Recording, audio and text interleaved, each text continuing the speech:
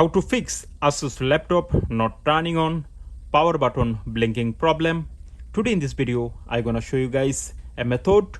I hope by using this method, your problem will be solved. So let's see. At first, you press and hold on the power button for around 10 seconds. So you press and hold on the power button for around 10 seconds.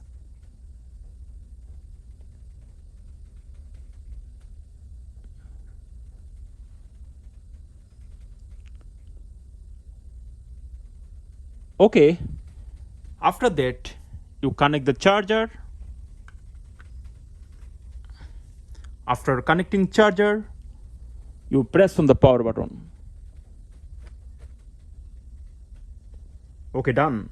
I hope by using this method your problem will be solved. Thank you.